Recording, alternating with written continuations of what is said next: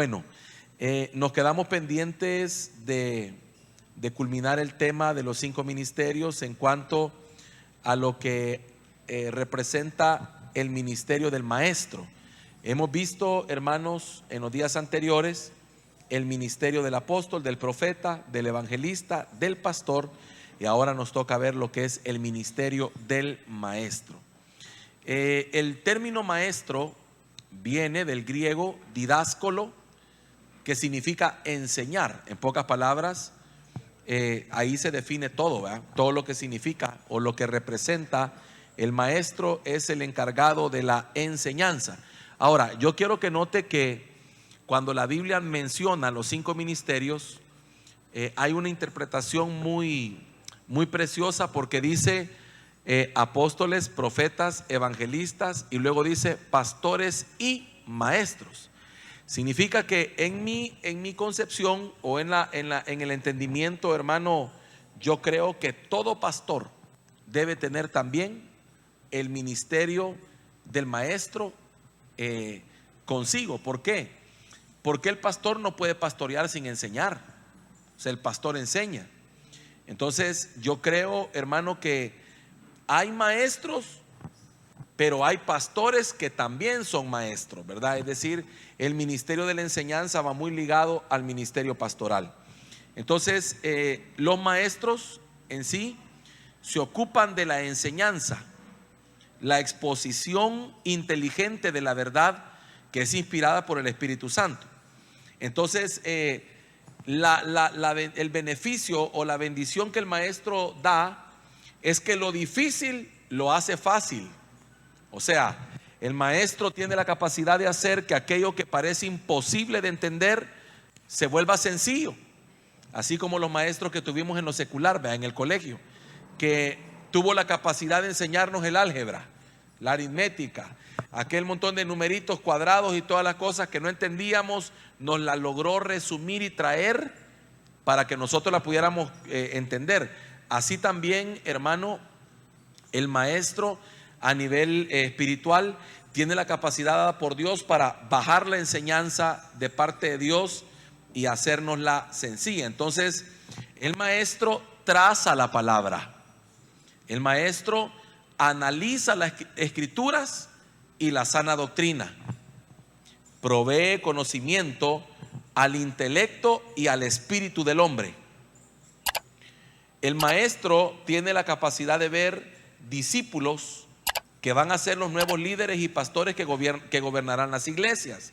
En pocas palabras, el maestro tiene la capacidad de discernir quiénes son aptos, y eso, hermano, es algo que solo Dios lo puede dar, ¿verdad? El maestro pastorea a los ministros en las escrituras. Por eso, hermano, el maestro es incluso el que se encarga de enseñarle aún a los ministros. Por eso te tiene que ser pastor y maestro. El maestro trae entendimiento al pueblo de Dios. Mire, esa palabra entender no es lo mismo que conocer. Usted puede conocer algo, pero no entenderlo. El conocimiento es dado por la información. O sea, la información a usted le da conocimiento de algo, pero la revelación le da entendimiento de las cosas. Por eso es que usted puede decir, no, si yo conozco lo que es eso, pero no lo entiendo. Pero cuando llegue el entendimiento es cuando usted puede usar eso. Mientras usted no lo entienda, usted no se puede apropiar, no lo puede usar. Usted puede decir, no, yo conozco, yo conozco el carro, pero no entiendo cómo funciona. Usted no lo puede manejar. Pero cuando le llegue el entendimiento, entonces ya usted puede, hermano, usar esa bendición. Entonces el maestro es encargado de traer entendimiento al pueblo. Es el que fundamenta todo el quehacer ministerial con las escrituras. ¿Qué quiere decir eso? El maestro es el responsable de enseñarnos el por qué hacemos lo que hacemos.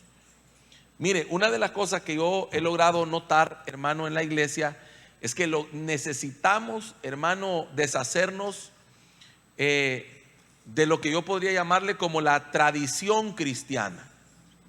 ¿Qué es la tradición? Lo que hago sin saber por qué lo hago. Aquello que no, pues como siempre se ha hecho así, ¿va? No es que como yo así veo que lo hacen todos.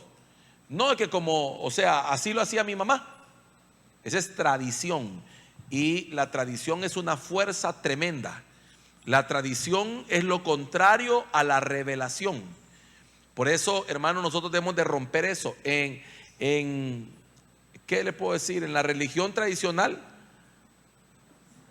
la mayoría de cosas se hacen por tradición, por dogmas, por cosas que la gente no entiende, pero las hace. En el Evangelio el maestro es el encargado de fundamentar en la palabra todo lo que se hace. Bueno, todo lo que hacemos tiene que tener una base en la palabra del Señor. Porque la única base que no se va a derrumbar es la roca, que es Cristo. Y Cristo, hermano, todo lo que está fundamentado en Cristo está fundamentado en la palabra. Entonces el maestro es el responsable de decir, ajá, bueno, ¿y esto que hacemos, por qué lo hacemos? Si yo le preguntara a la mayoría de creyentes y le dijera, mire, explíqueme por favor qué es la cena del Señor y por qué usted la recibe, la mayoría de personas en realidad no saben por qué lo hacen, sino que, hermano, un día salieron del catolicismo o de cualquier otra, en verdad, situación, o quizás no venían de nada, entraron a una iglesia y comenzaron a hacerlo sin tener el fundamento de lo que hacen. Y entonces solo lo que usted hace por revelación tiene efecto. Lo que hace por tradición no tiene ningún efecto en nuestra vida. ¿Por qué? Porque la tradición es carne y la revelación es espíritu. Entonces la tradición no me puede transformar. La tradición a mí me vuelve alguien religioso, pero la revelación, hermano, a mí me permite entrar en el entendimiento del por qué hago las cosas. Usted sabe, hermano, que la iglesia evangélica tradicional, yo podría llamarle así, es aquella que sigue haciendo las cosas sin entender por qué las hace, sin cuestionarse, sin cuestionar por qué hacemos esto. A mí me gusta mucho, hermano, cuando a veces nosotros como líderes, ¿verdad? Los que lideramos nos preguntamos, decimos, bueno, ¿por qué estamos haciendo esto? ¿Por qué nos hemos quedado haciendo esto? A mí me gusta cuando algo se cuestiona. ¿Sabe por qué? Porque eso nos lleva a nosotros a escudriñar más y a buscar más. Por ejemplo, hermano, siempre he dicho algo tremendo en este sentido. Yo siempre he dicho de que cuando a usted se le revela algo, usted no puede volver atrás de esa revelación. Si se le reveló, porque usted lo sacó, número uno, de la escritura, pero al mismo tiempo el Espíritu Santo le trajo una revelación. Cuando usted recibió esa revelación, usted no puede volver atrás. Ahora, si usted vuelve atrás, es porque nunca se le reveló. Por ejemplo, mire, hermano, cuando en estos dorados tiempos, hermano, se nos cuestiona, o a usted o a mí o a la iglesia, se nos cuestiona algo de lo que nosotros hacemos, vivimos o practicamos. En una ocasión, algunos se acuerdan, vino una persona y nosotros dimos espacio para que en este lugar se realizara como un congreso donde nos reunimos de varias iglesias, y esa persona, una de las personas que compartió en el congreso, atacó el por qué las mujeres se cubrían y empezó a decir que eso era aquí, que eso era allá, que eso era que la iglesia de Corinto lo decía y que solo era para la gente de ese tiempo, y empezó un montón de cosas a decir. En el momento yo sentí, vea, lo bajo a este de aquí o qué hago. Pero después entendí una cosa y dije algo. Todo lo que nosotros creemos, todo lo que nosotros predicamos, todo lo que nosotros practicamos, tiene que poderse defender con las escrituras. Si yo no lo puedo defender con las escrituras, entonces lo que estoy haciendo no tiene fundamento. Entonces yo dije, este es el momento para que los de aquí sean probados si lo que están haciendo lo hacen por revelación o no. Me tocó después dar la aclaración cuando el congreso ya había pasado y decir, nosotros como iglesia creemos. Me acuerdo que esta persona dijo de que los bastiones que quedaban, dijo, los bastiones, ya son pocos los bastiones que quedan que creen, dijo, todavía en eso. Y la verdad que están bien perdidos, ¿verdad? Porque es una gran cantidad de pueblo de Dios que le ha sido revelado esa verdad.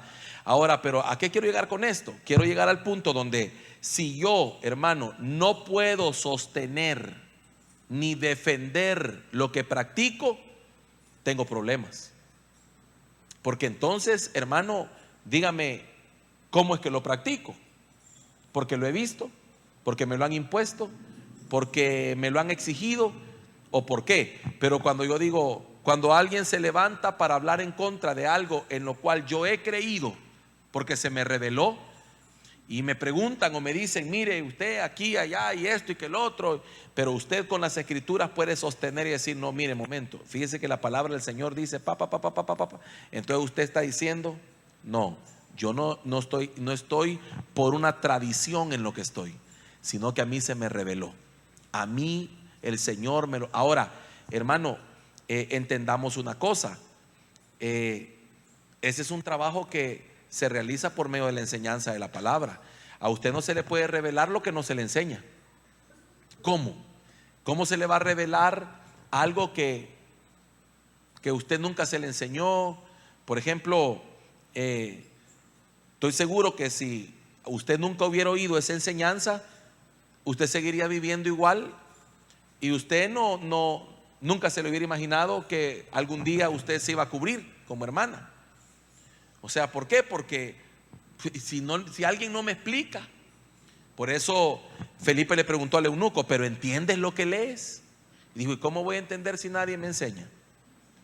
O sea, ese es el punto, ¿verdad? O sea, ¿cómo entender algo si no me lo enseñan? Por eso yo no culpo a la gente ¿cómo le puedo decir? No culpo a la gente que hace cosas que a lo mejor bíblicamente no son correctas, sino que yo culpo primeramente a sus maestros, porque ellos les enseñaron, número uno. Ahora, si esta persona X, Y o Z ha tenido un buen maestro y no ha querido, ese ya es problema de ella. Pero por lo general, hermano, el problema es ¿cómo entenderé si no hay quien me enseñe? Me pongo a pensar yo, de estas personas que yo le estoy hablando, que vinieron y hablaron todo eso, yo me pongo a pensar, ¿cómo las ovejas de esta gente van a entender ese tema algún día? Si lo que les enseñan es todo lo contrario. Entonces, ¿cómo los puedo culpar yo? ¿Cómo puedo decir, no, qué barbaridad, estas hermanas no se cubren?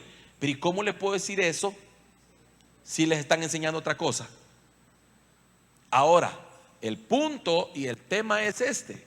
El punto es que si al maestro de esta persona lo van a juzgar, ¿en qué sentido? Juzgar en el buen sentido, en que ¿por qué enseñaste eso? ¿De dónde lo sacaste? ¿Quién te lo enseñó?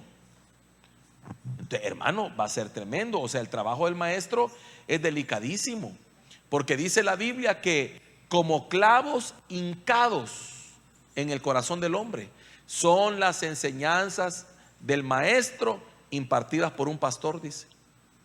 Tremendo, hermano. Un clavo hincado es un clavo sin cabeza, que una vez que penetra no se puede sacar. Qué terrible las enseñanzas. Por eso tenemos que, hermano, tener un cuidado tremendo de lo que enseñamos y que estar apegados a las escrituras y predicar lo que se nos revela. Predicar, hermano, aquello que está en la Biblia, y no en mi Biblia, sino en la Biblia. Por ejemplo, hermano, qué tremendo es cuando yo he logrado hablar con algunos pastores de años, cuando me refiero de años, ya pastores de mucho tiempo que han pertenecido, por ejemplo, asambleas de Dios. Hermano, asambleas de Dios, antes las mujeres se cubrían. ¿Y por qué se dejaron de cubrir? Porque un día dijeron que pues sí, o sea, como asambleas de Dios, fíjese bien lo que le voy a decir, asambleas de Dios en sus inicios, la población que alcanzaron era una población, digamos, ¿cómo le puedo decir esto? Quizás clase media para abajo, ¿verdad? Pero cuando empezaron a llegar y alcanzar a una población, ¿cómo le decían a la hermanita encopetada que se cubriera?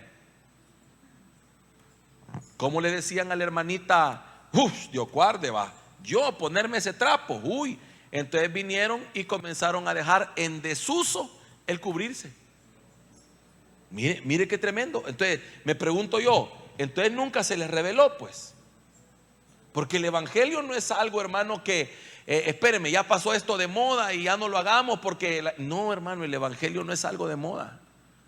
El evangelio simplemente es el mismo ayer, ahora y siempre. Entonces, tremenda la importancia de lo que el maestro, hermano, ejerce en nuestra vida. Mire, yo tengo quizás enseñanzas en mi corazón que las oí hace 20 años, 15 años y no se me olvidan, literalmente. Por ejemplo, hermano, le puedo mencionar el valle de la decisión. Nunca se me olvida esa enseñanza cuando la recibí por primera vez en el discipulado. El valle de la decisión. Todos los días tomamos decisiones.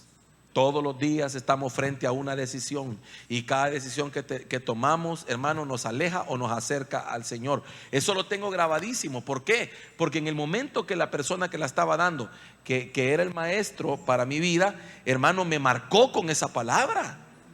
¿Y cómo desecharla? Entonces, mire qué importante. Por eso los que enseñamos, los que predicamos, necesitamos entender lo importante de esto. Porque vamos a marcar el corazón de gente. El día sábado hablaba con un hermano, coincidimos en un evento y yo tengo mucho tiempo de conocer a este hermano y hablábamos acerca, él ha comenzado a pastorear y le pregunto cómo le va con la iglesia y me dice muy bien, ahí vamos y todo. Y le digo, mire, ¿y usted con quién está trabajando? No, me dijo, yo estoy bajo cobertura de mi pastor. Y ya me empezó a explicar. Y entonces cuando venimos al punto, ¿verdad? Le digo yo, mire, pero esa iglesia, le digo, que usted me comenta, ya no es la misma, ¿verdad? Le digo yo, cuando le digo ya no es la misma, yo le estaba haciendo una pregunta medio, porque yo sé de dónde venía esa iglesia. Usted la conoce, hermano Omar, usted la conoce. Le digo, porque esa iglesia, le digo yo, salió de los lomos, de los mismos lomos de donde salimos nosotros. Ah, sí, me dijo, pero eso fue hace un montón de tiempo. Ajá. Pero cuando el fulano me dice de donde salimos falleció, tomamos otro camino. Me dijo entonces que no sé qué y que no sé cuánto. Pero ¿a qué quiero llegar yo? Espéreme, está bien que tome otro camino, pero ¿cómo cambiar todo aquello que un día se me reveló? Es incomprensible, ¿verdad?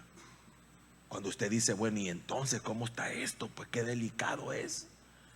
No puede ser, hermano, en el sentido de que la enseñanza del maestro tiene esa tremenda cualidad que cuando me marca, hermano. Amén.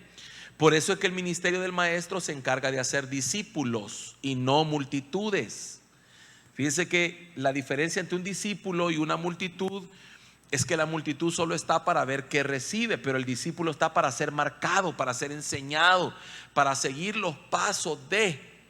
El discípulo es aquel que desarrolla una disciplina. Es decir, que el maestro, aparte de enseñar la letra, enseña una manera de vivir, un comportamiento. Y ahí es donde yo digo, Señor, qué delicado, pues. Todo lo que predicamos, lo que enseñamos, apegarnos a la palabra, ser congruentes, hermano, con lo que predicamos, porque eso va a marcar el destino, el rumbo de la gente. Igual el maestro es responsable de trazar la doctrina que el apóstol ha establecido. Es decir que la palabra debe ser enseñada de manera estricta, siguiendo la línea de las escrituras. Yo siempre he dicho una cosa: si lo que nos enseñan no está en la Biblia, no tenemos por qué creerlo, ni tampoco recibirlo. O sea, si no está en la escritura, si yo le digo, mire, y eso que usted me está enseñando, ¿dónde está? ¿En qué parte está? Como por ejemplo, hermano, lo que sucede, ¿verdad?, en la religión tradicional, mire, ¿y dónde está eso que usted está diciendo ahí que María ascendió? Pues, ¿dónde está? Y entonces, pero vienen y dicen, no, es que ese es un dogma. Entonces, hermano, perdóneme, pero en la iglesia evangélica no hay dogmas. La iglesia evangélica predica lo que está sustentado en la palabra. Y si no está en la palabra, hermano, entonces puede ser mi imaginación, puede ser mi conjetura, puede ser, hermano, pero revelaciones fuera de la palabra no existen. Entonces por eso debemos apegarnos a la Biblia. Todo mensaje debe estar fundamentado en la palabra. Por ejemplo, yo ahora veo un montón de predicadores que ni mencionan versículos bíblicos a la hora de predicar. Y empiezan y se suben y empiezan a hablar. Son conferencias. Y cuando usted dice, bueno, se echó todo el mensaje y no dijo un solo versículo bíblico. Entonces digo yo, hermano, si lo que le da poder, fundamento, profundidad a la palabra o a la prédica es la palabra en la cual me paré, en la cual me fundamenté. Porque cuando yo hablo la escritura, hermano, cuando yo hablo la Biblia y digo, abro la palabra y salta el versículo que se va a leer o la porción que se va a leer, de ella misma se desprende el poder, de ella misma sale toda la verdad. Es decir, hermano, yo voy a predicar no de lo mío, sino de lo de Dios. Por eso Jesús decía, yo no vengo a hablar de lo mío, yo vengo a hablar de lo que el Padre me ha hablado. ¿Qué es eso? Palabra. Cuando el Señor Jesucristo se enfrentó al enemigo, hermano, en el desierto, ¿usted se acuerda cuáles fueron las respuestas? Escrito está. Todo lo que está escrito tiene derecho legal. Lo que está escrito existe, es verdad y se cumple. Lo que no está escrito, hermano. Por eso yo digo, hoy en día estamos frente a cosas tan complicadas, ¿verdad? Porque se predican muchas cosas o se hablan muchas cosas que muchas de ellas no están respaldadas. Porque no tienen. Si a mí no me dicen de dónde lo sacaron, hermano, puede ser nueva era, puede ser cientología, cualquier cosa, pero si viene de la palabra la cosa cambia, ¿verdad? Entonces apegarnos a la escritura. También nos enseña, el maestro nos enseña a discernir las escrituras. Por eso es que la tarea del maestro va más allá de solo enseñar la letra. Nos deben aprender, mire, una de las cosas que el maestro debe hacer con el alumno es enseñarle a comer pescado. Porque, mire, el maestro tiene que enseñarle al alumno cómo sacarle las espinas al pescado. En pocas palabras, el trabajo del maestro es que la persona que está siendo enseñada el día de mañana pueda cumplir esto: oírlo todo, retener lo bueno, desechar lo malo. Pero ¿cómo hago eso si no me lo enseñaron? ¿Cómo discierno? Usted puede decir, pastor, pero no, yo puedo, pastor, yo oigo todo, retengo lo bueno, desecho lo malo. Perfecto, pero ¿en base a qué criterio? ¿Quién le enseñó a hacer eso? Porque, hermano, vivimos en un tiempo donde le llamamos bueno a cosas que a lo mejor no lo son. Por ejemplo, ¿cuántas congregaciones hoy en día están cayendo? Y lo repito porque es parte del mover del último tiempo, ¿verdad? Del engaño del último tiempo. ¿Cuántas congregaciones están cayendo en el engaño de lo mesiánico? Por ejemplo, lo mesiánico. ¿Cuántas están cayendo? Pastores, hermano, que antes eran pastores, ahora con gorrito. Lugares donde antes se predicaba el verdadero evangelio, ahora están predicando la ley. Lugares donde antes, hermano, se hablaba de todo lo que representa el nuevo pacto, ahora se está enseñando la fiesta, o sea, retrocediendo. Pero mi pregunta es, ¿y los que lo oyen y se quedan, cómo es que no disciernen? ¿Cómo es que no disciernen y dicen, bueno, pero aquí me están, pero esto no es, pues?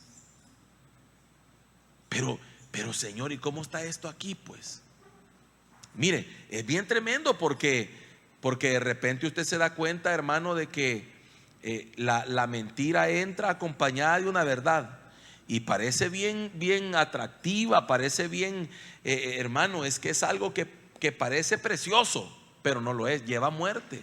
Acuérdese, hermano, que el antiguo pacto, como ineficaz que es, ¿qué provoca? ¿Qué le provocó a Moisés? Muerte. Por eso dice, la letra mata.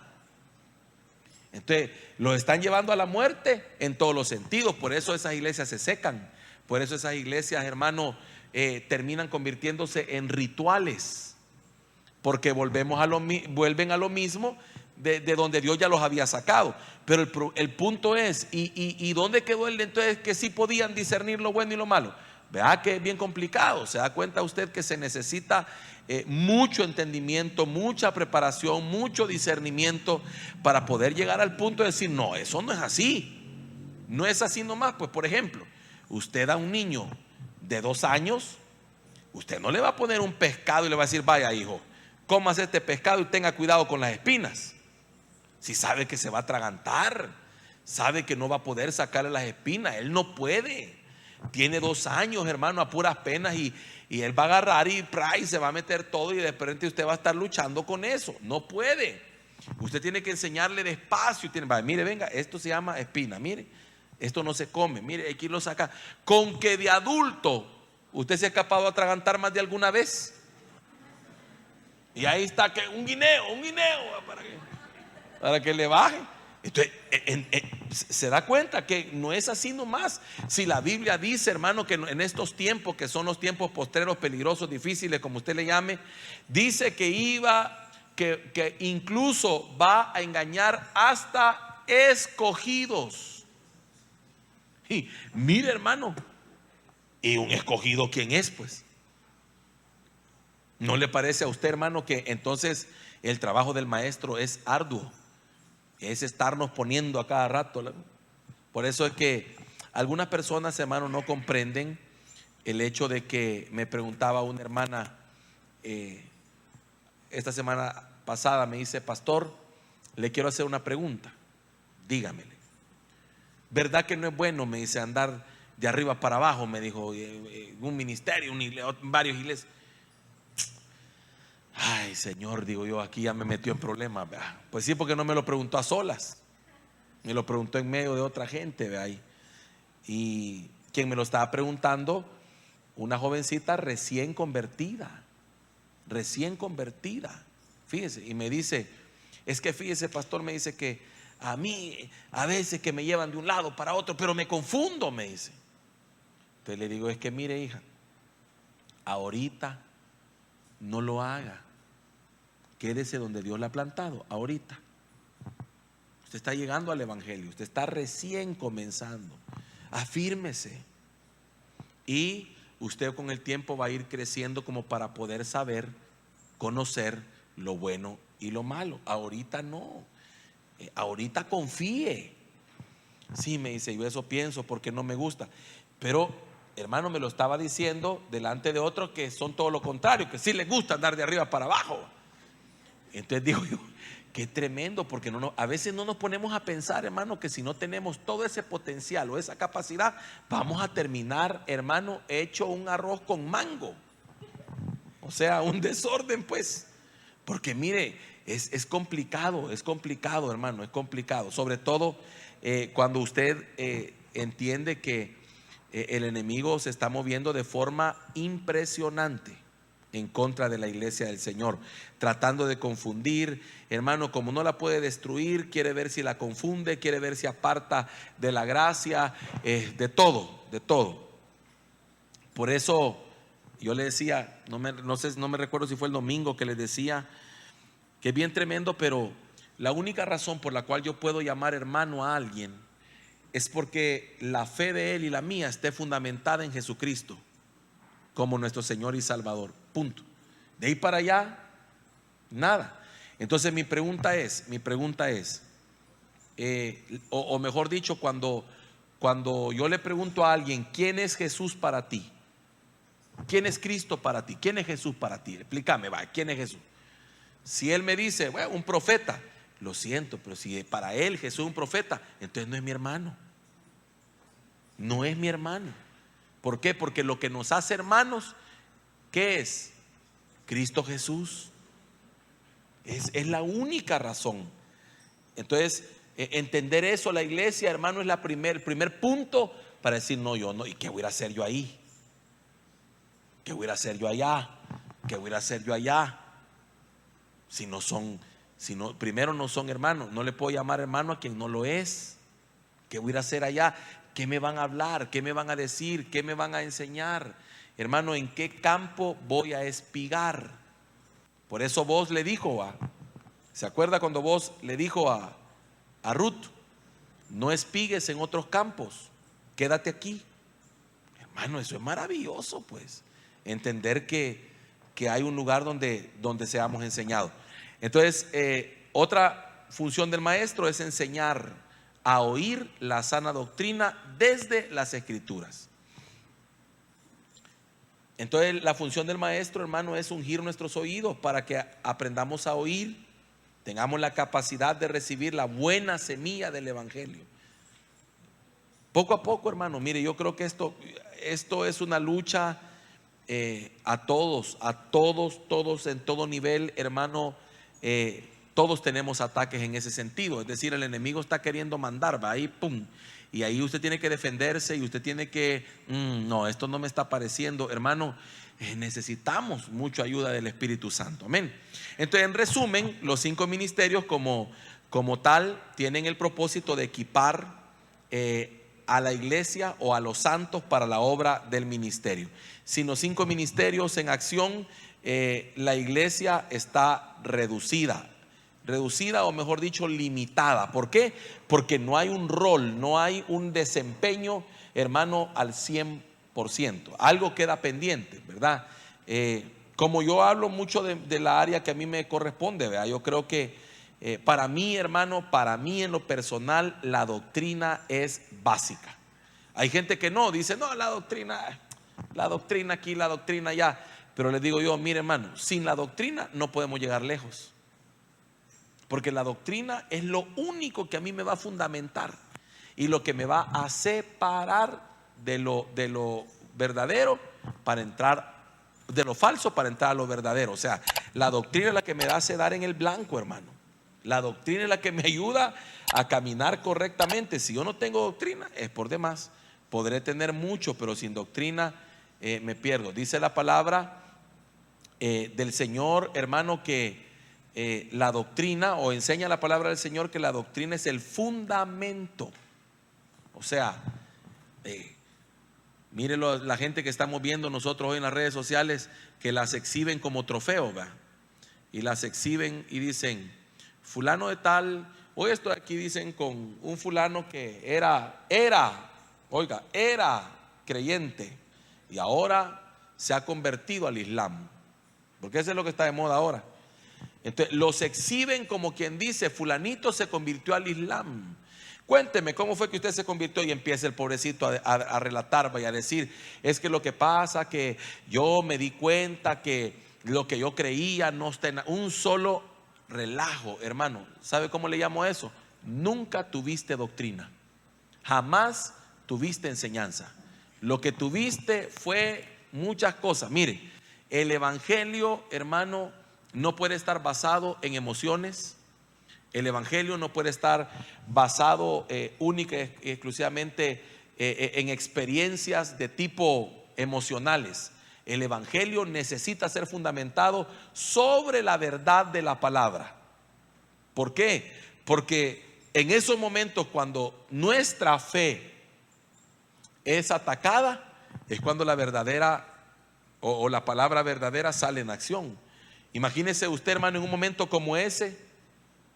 Yo siempre le he dicho, ¿por qué le cerramos la puerta a los testigos de Jehová? ¿Sabe por qué le cerramos la puerta? Bueno, primero porque no dejan hablar, va. Pero segundo, porque la mayoría de cristianos no hayan por dónde entrarles.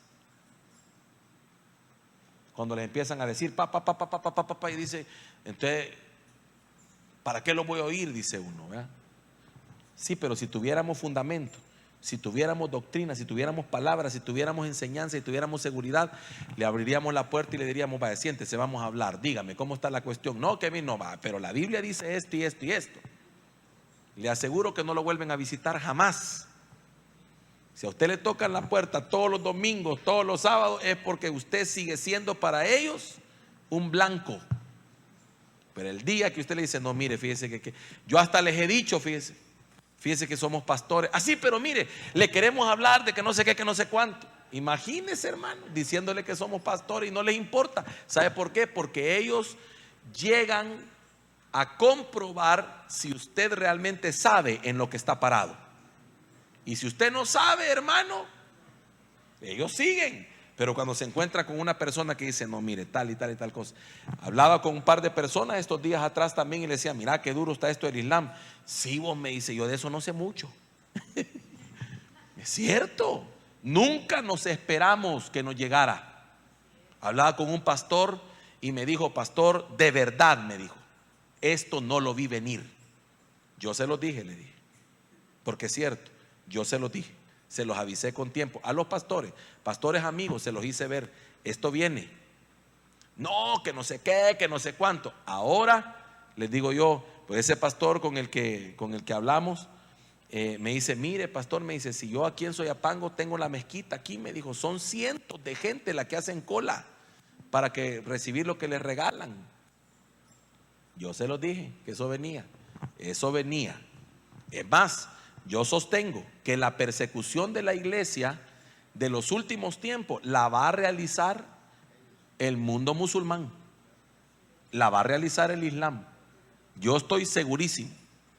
Por eso nosotros debemos de estar bien parados y afirmados en quién hemos creído, qué somos y de dónde lo hemos sacado, de las escrituras. Imagínense, hermano, que estaba leyendo que para ellos el apóstol Pablo es un mentiroso. Eso ya lo oí 2 veces. Lo oí también de otra doctrina errada de un grupo que se llama La Verdad Eterna, que por cierto, ese grupo La Verdad Eterna estuvo durante un tiempo poniendo unos carteles enormes que decía que Jesucristo venía el 10 de Tisri, el 10 de octubre de, no me acuerdo, hace como 4 años, y andaban que Jesucristo venía, y cuando Jesucristo no vino, hasta cerraron la página web, y el tipo salió diciendo un versículo que está en Jeremías, donde dice, es que Dios me engañó, me hizo decir algo que no era cierto. Y imagínense, hermano, y los seguidores ahí con él. Y a Pablo le llamaba Pinocho. Decía Pablo Pinocho, Pablo es mentiroso, Pablo no sé qué. Lo mismo dice esta gente que anda promoviendo el Islam, que Pablo que no sé qué. Y alguien le escribe y le dice, pero mira, Primera de Pedro dice que apoya la escritura de Pablo. Sí, pero fíjese que la historia dice que Primera de Pedro no la escribió Pedro, sino que no sé quiénes más la escribieron. Un solo, y si usted anda mal parado, hermano, lo convencen. Tremendo, tremendo, tremendo, increíble, hermano. Entonces, yo creo que el tiempo donde la iglesia tiene que estar bien parada es hoy más que nunca. Porque antes esto no existía. Hermano, no peleábamos contra esto. Fíjese que a la iglesia le ha tocado ir como apagando fuegos, en el sentido de que cuando se nos vino la ola, ¿verdad? Se nos han venido varias olas que no conocíamos. Por ejemplo, hermano, cuando nuestras calles comenzaron a ser invadidas por la otra mentira de los santos de los últimos días, que trajeron el libro El Mormón y todo aquello, y que andaban de arriba para abajo. Hermano, yo me acuerdo, tenía 14 años yo. Ya empezaba a conocer del Señor cuando a un vecino de enfrente lo llegaban a visitar. Y entonces un día que yo había llegado a jugar con él, nos agarraron, ¿verdad? Y hermano, solo Dios me pudo guardar, porque mire, esos tipos hábiles, tremendo, y que mire, y que Jesucristo no fue crucificado, que Él murió amarrado, con las manos para arriba, y que no sé qué, un montón de cosas que nos decían, hermano, en aquel tiempo. Y yo no sé cómo me pude defender, porque habré tenido unos 6 meses de haber estado en el Señor. Y por cierto, hermano, que la enseñanza que recibía no era lo suficiente como para poder defender eso. Y así fue una oleada. ¿Y qué nos tocó? En el camino aprender. Y así, hermano, mire qué tremendo nos ha tocado venir a la iglesia, hermano, como defendiendo su fe. Porque de otra manera corremos el riesgo, no que la iglesia desaparezca, porque la iglesia nunca va a desaparecer, sino de apostatar. Mire cuánta gente está apostatando, hermano, casi irreversiblemente. Yo diría que algunos irreversiblemente, porque ¿cómo se van a salir de ahí? Si ellos ni siquiera saben en lo que se han metido. Si ese asunto, hermano, del Islam lo llaman la religión de paz, pero paz a saber de qué tipo, hermano, porque no conozco un país musulmán donde haya paz. Y si la hay, es porque la gente no se atreve a decir nada, porque le dan en la nuca. No se puede predicar el evangelio, no se puede decir que son cristianos, porque los matan. Entonces, hermano, de verdad yo creo que hoy es cuando más se nos necesita, se necesita la enseñanza o el ministerio del maestro dentro de la iglesia. Se necesita volver. Pero ¿qué pasa? La iglesia dice: ay, que la enseñanza, qué aburrida. A mí lo que me gusta es que a mí me gusta el... Sí, está bien, todo es necesario, hermano. Necesitamos ese mover, ese fluir, la unción, el fuego. Se necesita, pero se necesita regresar al discipulado también para oír la enseñanza. No puedo vivir solo de la emoción, no puedo vivir solo de la unción, porque la unción no se puede explicar. La recibí, me tocó, hermano, y qué tremendo aquello. Y yo siento, sí, pero usted tiene que regresar y sentarse a ser enseñado, porque eso lo va a preservar. La enseñanza lo va a preservar. Por eso necesitamos, hermano, que los maestros se activen para enseñar la palabra del Señor. Amén. En base a ese mismo tema, quiero que veamos algo acerca de lo que es la imposición de manos. ¿Por qué? Porque la imposición de manos es una doctrina medular dentro de la iglesia. La imposición de manos es algo mucho más allá de lo que hemos entendido hasta este día. Por ejemplo, Hebreos capítulo 6 verso 12, si me lo ponen ahí en pantalla. Hebreos 6, 12 dice: a fin de que no os hagáis perezosos, sino, ahí estamos, Hebreos 6, 12 es, sí, ¿verdad? 6, 2, sí, no me cuadra ese texto. Ahí voy. Dice: de la doctrina de bautismos, de la imposición de manos, de la resurrección de los muertos y del juicio eterno. Entonces quiere decir que la imposición de manos es considerada como una doctrina. Hechos capítulo 13, versículo del 1 al 4, por favor. También ahí ayúdeme a ponerlo en pantalla. Dice: había entonces en la iglesia que estaba en Antioquía profetas y maestros: Bernabé, Simón, el que se llamaba Níger, Lucio de Cirene, Manaén, el que se había criado junto con Herodes el tetrarca, y Saulo. Ministrando estos al Señor y ayunando, dijo el Espíritu Santo: apartadme a Bernabé y a Saulo para la obra a la que os he llamado.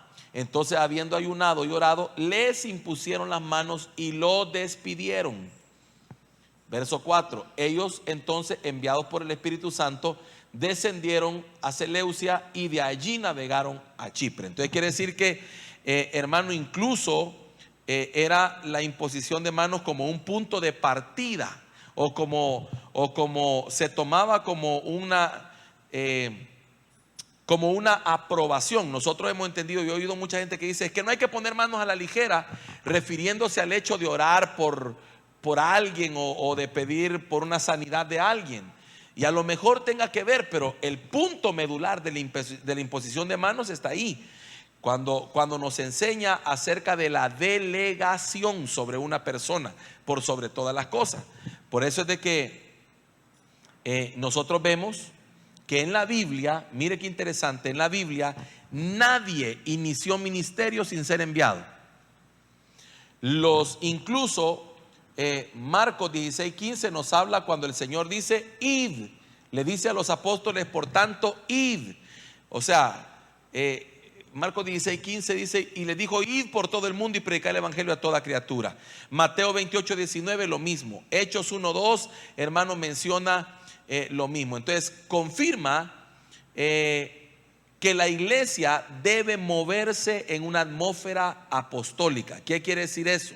Le enseñé en la clase anterior que la palabra apóstol significa enviado. Entonces, moverse en una dimensión apostólica es entender la bendición que hay en ser enviado, en que a mí me envíen, me respalden, me aprueben.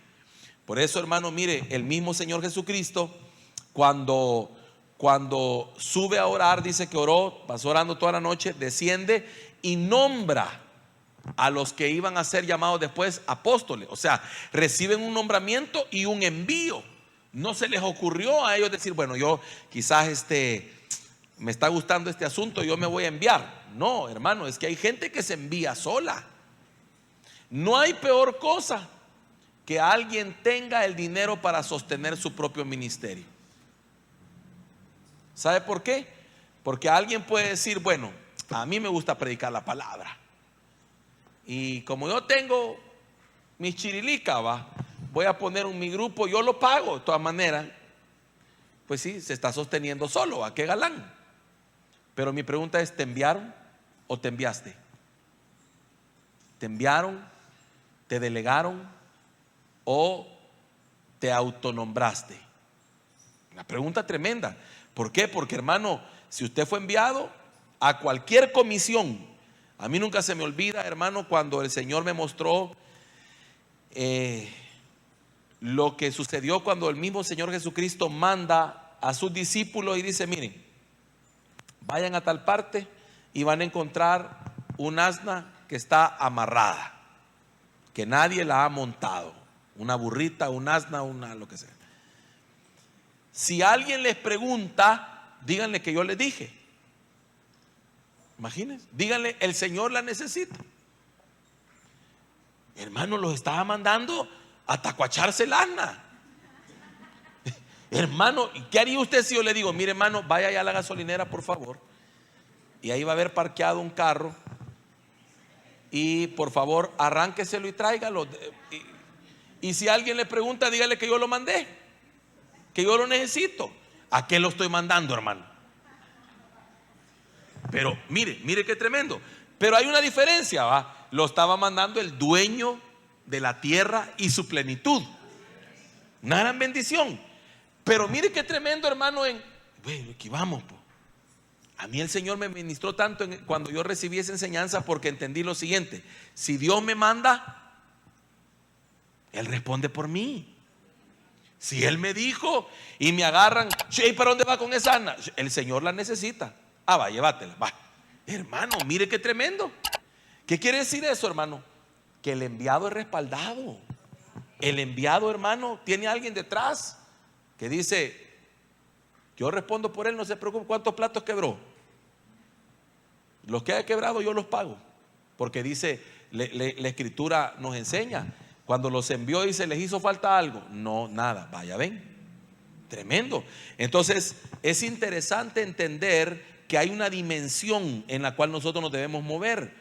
Esa dimensión yo la he nombrado acá como la dimensión apostólica.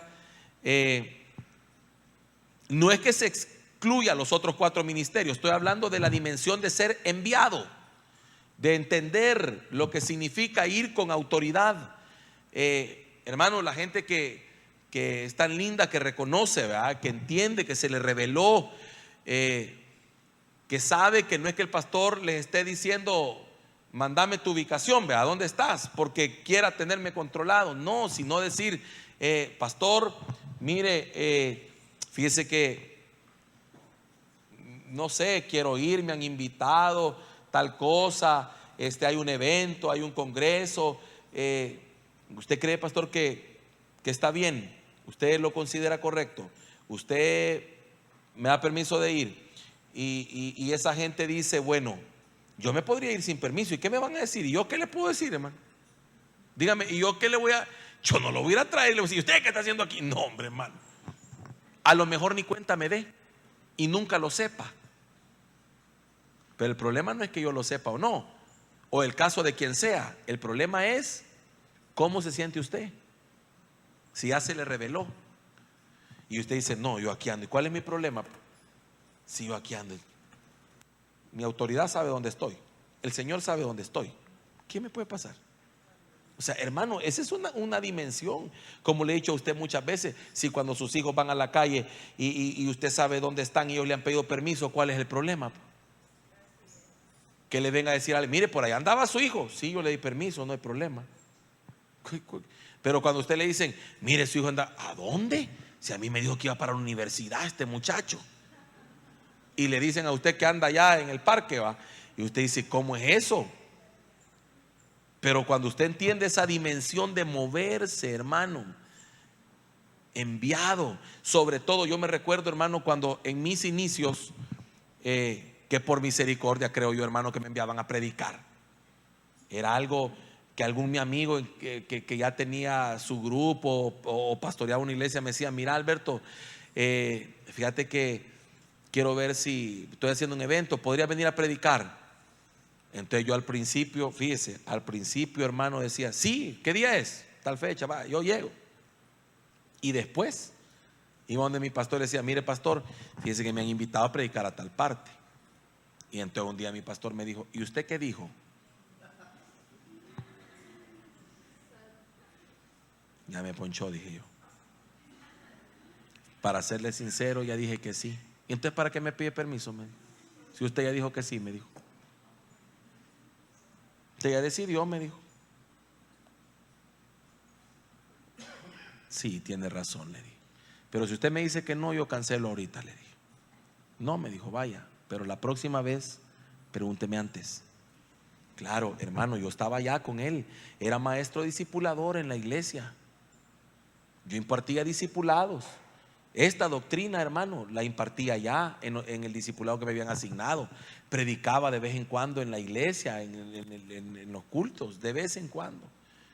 Entonces, ¿cómo era posible que yo le saliera diciendo que ya voy? Pues sí lo podía hacer, pero no estaba bien. Yo no me sentía bien, hermano, ir sin que mi pastor me dijera, vaya y que el Señor lo use. Vaya y que el Señor se glorifique. Vaya y que la mano de Dios esté sobre usted. Vaya, hermano, eso le da un respaldo a uno, hermano. No es que el hombre reemplace a Dios, no.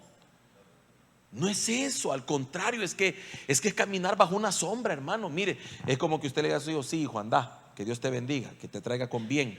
No, hombre, esas palabras, el que no las comprende, hermano, es porque no ha nacido de nuevo.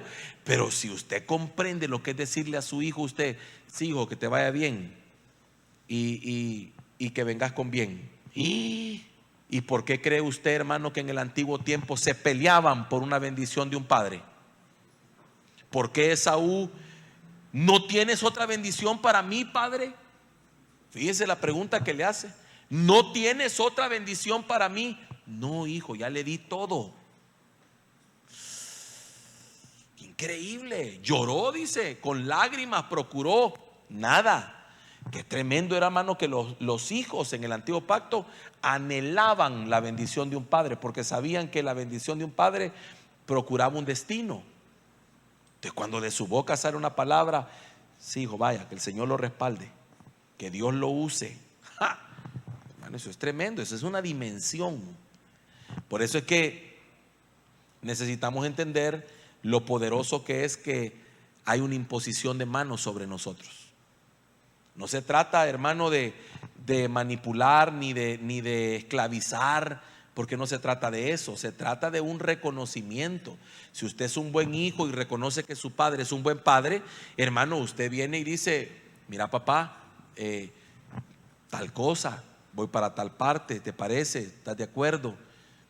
Sí, hacelo, está bien, me parece.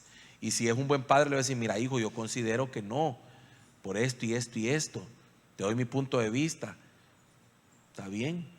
Entonces uno se siente cubierto, amén. Entonces usted comprenda esto, hay bendición en caminar en esa dimensión.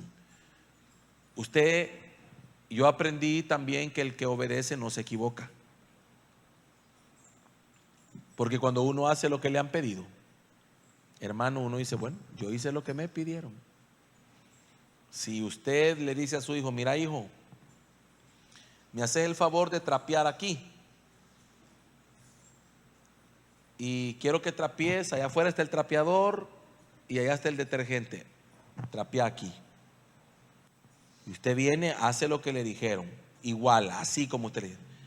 Pero viene por alguna razón y eso no quedó, no funcionó. Y usted viene y le dice, ¿y aquí qué pasó? ¿Hiciste lo que te dije? Sí, papá, tal como tú me lo dijiste. Yo fui hasta el trapeador que me dijiste, el detergente que me dijiste, ese le puse. Ah, pero es que ya me acordé que ese detergente mancha. Sí, pero tú me dijiste que ese usara. ¿Se equivocó él? No. Solo obedeció. ¿Qué puede hacer el padre?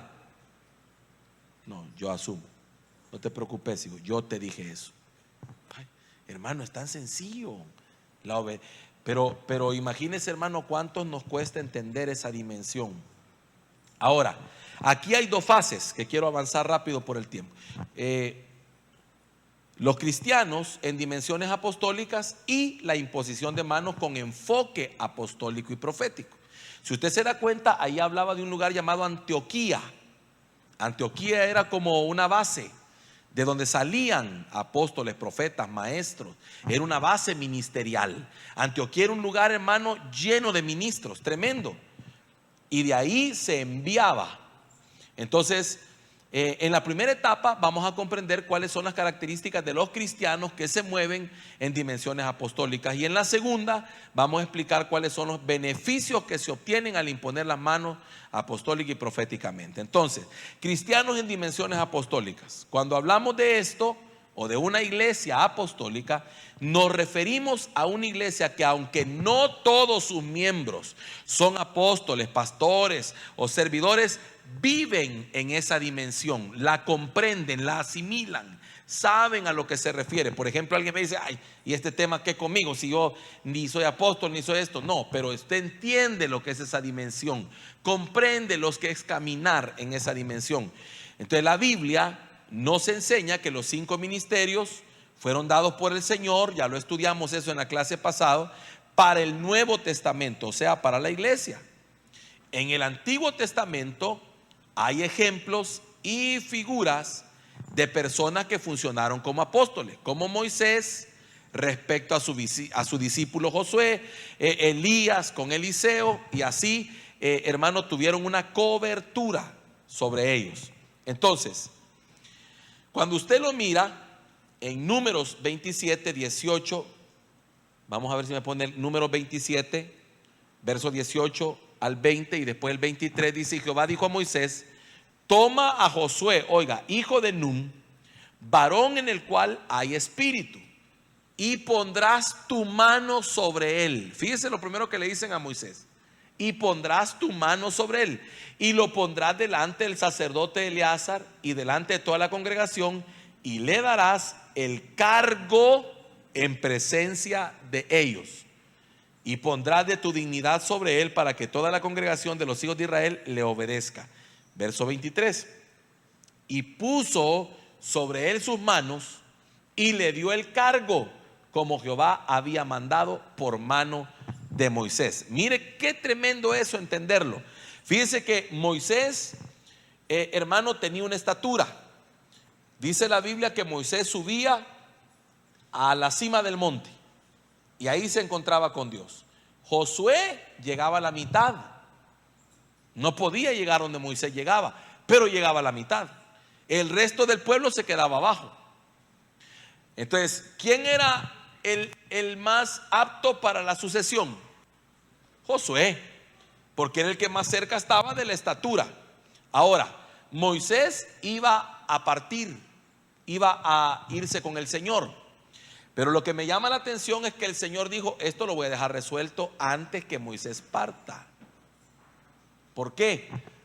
Porque hay una cosa que usted tiene que considerar: que el pueblo es difícil. Mire, si con todo y esto, cuando Josué empieza a liderar, se le paran enfrente, hermano, y le dicen a Josué: bueno, Josué, te queremos decir que así como apoyamos a Moisés, te vamos a apoyar a ti. solamente te pedimos una cosa. Queremos ver los milagros que habían en Moisés, los queremos ver en ti. ¿Sabe lo que le estaban diciendo? Queremos ver el respaldo. Para apoyarte queremos ver. Imagínese, hermano, el pueblo lo difícil que es. Queremos ver nosotros que así como Moisés hablaba, hables. Que así como Dios respaldó y estuvo con Moisés, te respalde a ti. De eso va a depender que te sigamos, Josué. Y eso que habían visto eso, hermano. ¿Qué tal si Dios lo deja inconcluso? ¿Qué tal si Dios lo deja y dice, bueno, que muera Moisés y ya ya se sabe que Josué, pues porque él era el que más cerca estaba? Ay, Dios, hermano. Entonces, oiga, la imposición de manos, en este caso, hizo que Josué fuera aceptado, reconocido como una autoridad delegada en medio del pueblo. Por eso le dijo, le vas a poner mano, lo vas a presentar delante de la gente. Hermano, es que es una delegación de autoridad.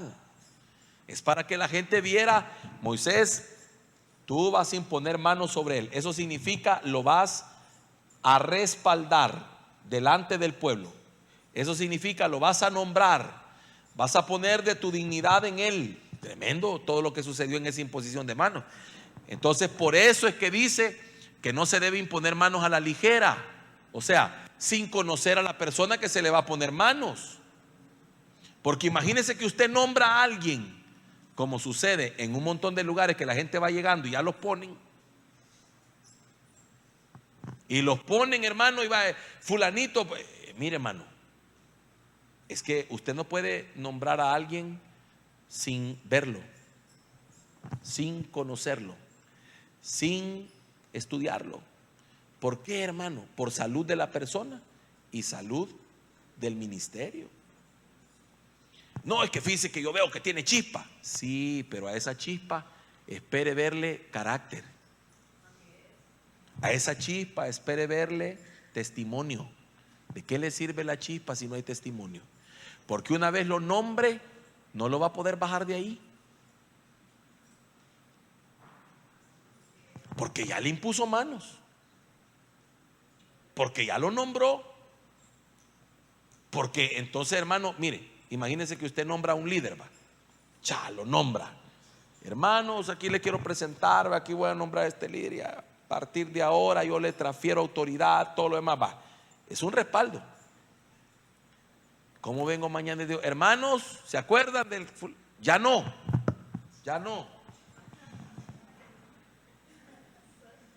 ¿Cómo quedo, hermano?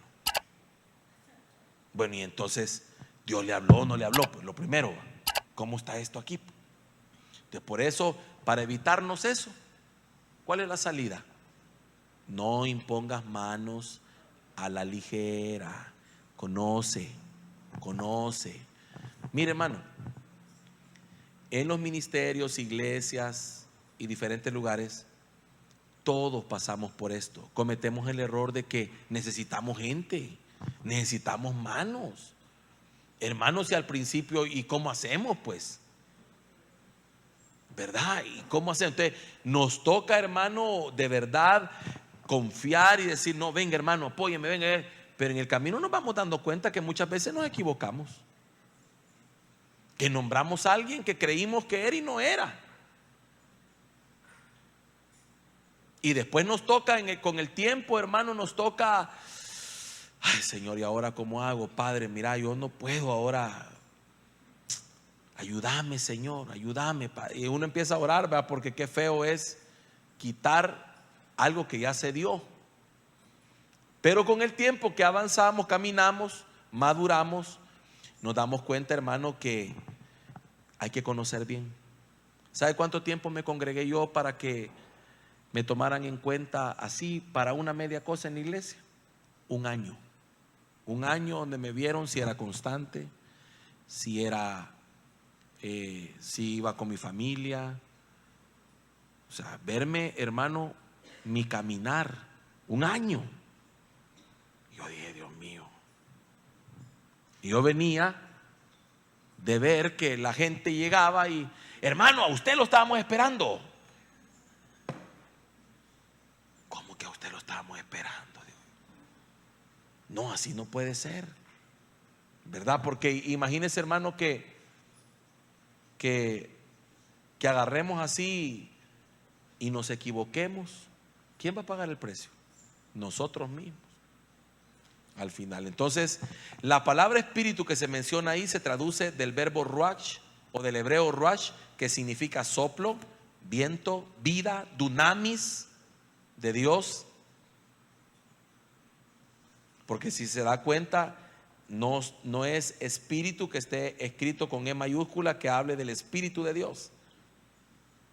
La imposición de manos, dado que cada cristiano debe vivir en esta dimensión, vamos a ver los beneficios que representa. Fíjese, en el libro de los Hechos, que ya lo vamos a leer, Hechos capítulo 8, verso 14 al 17, nos enseña que cuando los apóstoles imponían las manos sobre los creyentes, recibían el bautismo con el Espíritu Santo, cumpliéndose la promesa de parte de Dios que derramaría su Espíritu sobre toda carne. O sea, quiere decir también que la imposición de manos puede traer otras cosas a la vida del creyente. Puede traer el bautismo del Espíritu Santo, puede traer una sanidad, puede traer un don que se desarrolle, porque también a Timoteo le dijeron: desarrolla el don que hay en ti, que fue recibido por medio de la imposición de manos del presbiterio. O sea, quiere decir que todo eso lo trae.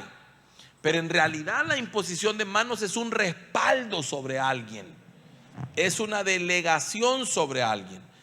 Se recibe al Espíritu Santo, se activan dones, hay sanidades, hay impartición de poder y de la gloria del Señor, hay impartición de autoridad en lo que se llama la imposición de manos de carácter apostólico. Todo eso se recibe cuando los apóstoles ponían manos, hermano. Todo eso sucedía. Por eso dice la Biblia: y muchos señales, milagros y prodigios eran hechos por mano de los apóstoles. Quiere decir que en la imposición de manos de los apóstoles sucedían milagros, y en la imposición de manos de los profetas existía la capacidad de liberar gente para la obra del ministerio. O sea, enviarlos, nombrarlos, desarrollar llamados. Hermano, mire, algo lindo del ministerio profético es que ayuda a que la gente encaje en su ministerio.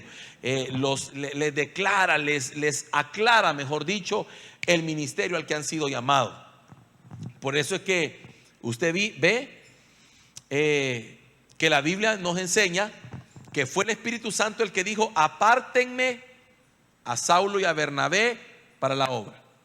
Fue él el que da la delegación para ellos dos, porque le llama instrumento escogido me es este. Entonces dice que los profetas y maestros les impusieron las manos y los dejaron ir. Esa frase, dejarlos ir, se traduce ser libres o dejar en libertad. Nos enseña que el imponer las manos proféticamente se desata a aquellos que tienen un llamado ministerial, para que a su tiempo se manifieste lo que Dios puso en ellos.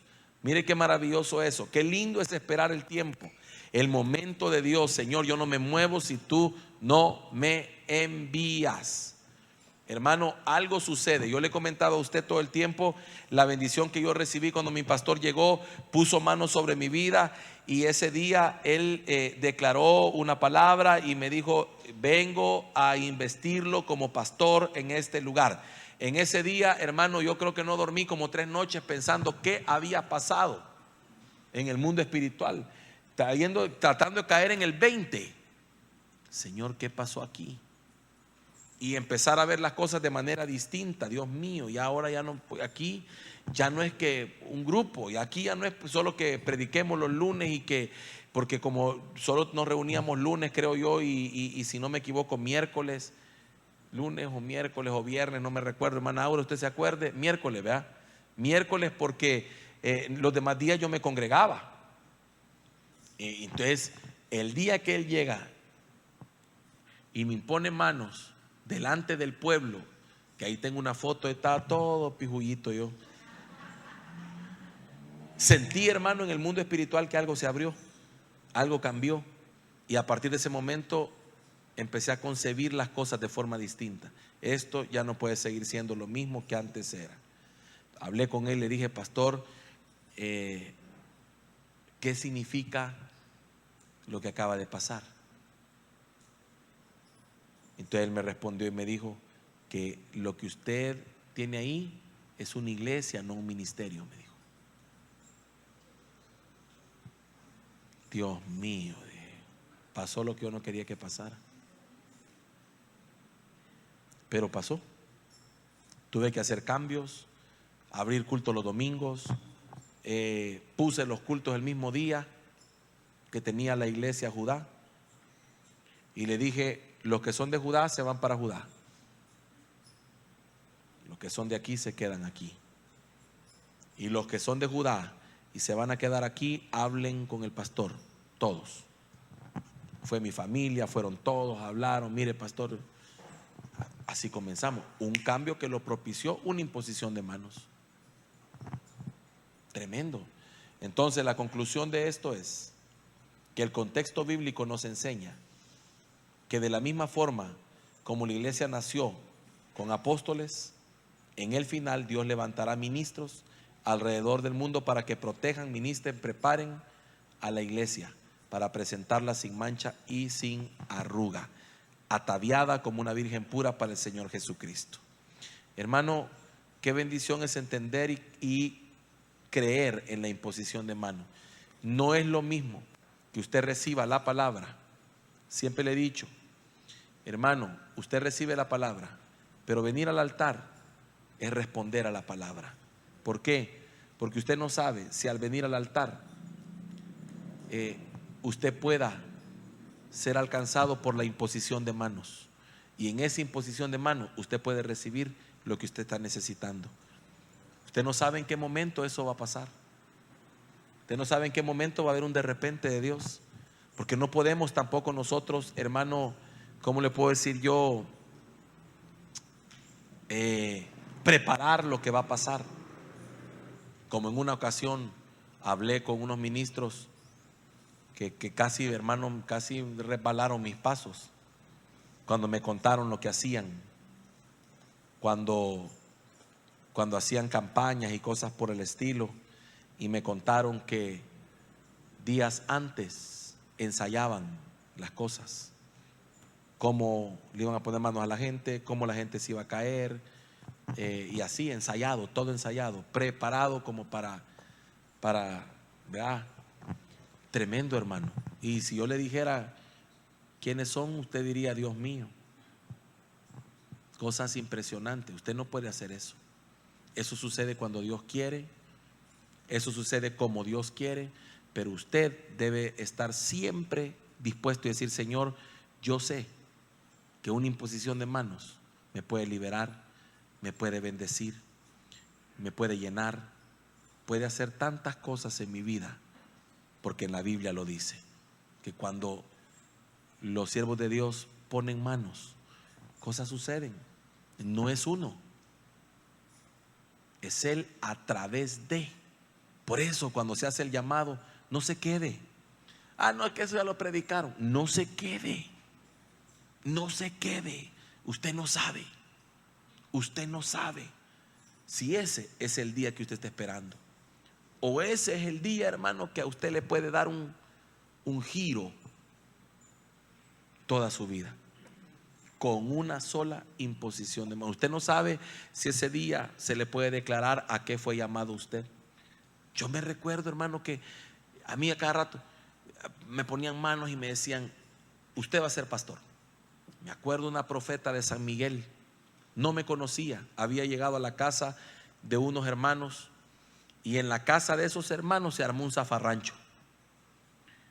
Ella llegó a la casa de ellos, y en la noche ella se quedó a dormir ahí, y en la noche esos hermanos se agarraron a trompones, y esa profeta no hallaba qué hacer, porque estaba en medio, y la esposa sacó un cuchillo, quería matar al esposo, y la mujer, la profeta en medio, orando, clamando.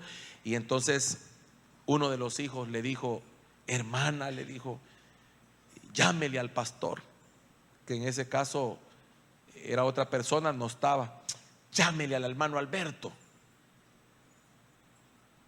Y entonces le dieron mi número y me llamó y me dice: hermano Alberto, sí, mire, usted no me conoce, soy la hermana tal, que aquí estoy en la casa de fulano sí, hermana, mire, aquí está pasando algo espantoso, yo necesito irme ya de aquí, que no sé. De madrugada, hermano, salgo corriendo a traerle. ¿Y qué pasa aquí? No, y después le explico, hermano. Bueno, llegamos a la casa, y antes de contarme todo me dice: tengo una palabra para usted. Usted va a pastorear pastores.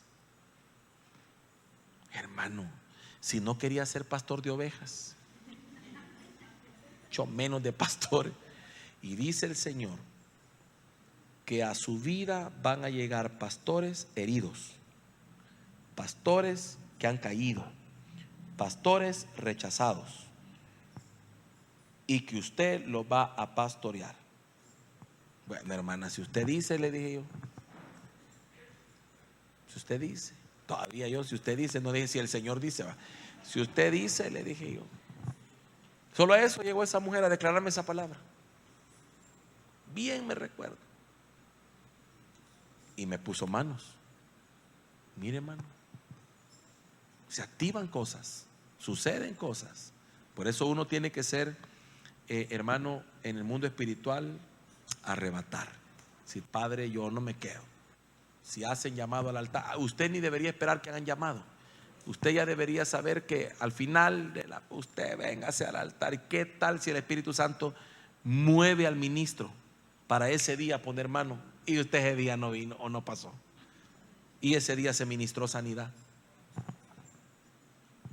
Como le decía yo a mi hermana al principio, una bendición las redes sociales.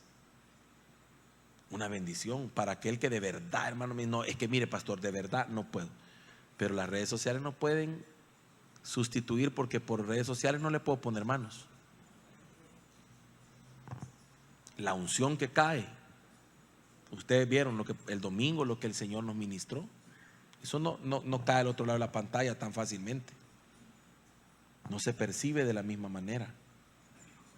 Hay que congregarse. Por eso la Biblia dice: no dejen de congregarse como algunos tienen por costumbre. ¿Por qué?